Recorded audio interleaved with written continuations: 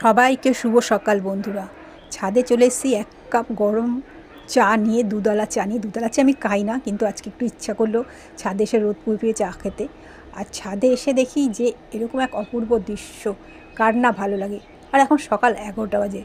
আপনারা জানি না এটাকে সকাল বলবেন কি না, কিন্তু আমার তো সকালই লাগছে, এত সুন্দর রোদটা গায়ে এসে পড়ছে। আর এই যে দেখুন, সারাক্ষণ বাগানে কিছু না কিছু কাজ করতেই হয়। সারাক্ষণ যদি কাজ করি, এরকম মোমেন্টগুলো এনজয় করবো কখন বলুন? তাই জন্য আজকে একটুখানি রোদ খেতে খেতে এই মোমেন্টগুলো এনজয় করছি। এই যে মৌমাছিগুলো বা কীট পতঙ্গ পাখিরা এই যে পরাগ মিলনে কত সাহায্য করে, এগুলো তো আমাদের ছেলেমেয়েরা খালি চোখে দেখতেই পায় না, যা পড়ে ওই বিজ্ঞান বইতেই পড়ে। কেননা আমাদের ব্যস্ততার শহরে এসব দেখাই সম্ভব না। এই নিজের বাগান থাকলে এগুলো একটুখানি ছেলেমেয়েরা নিজের চোখে দেখতে পারে। এই দেখুন, মৌমাছিটা উড়ে এসে আবার ব্ল্যাক লেডি গোলাপের ওপর বসলো। এই ফুলের কালারটাও কিন্তু খুব সুন্দর।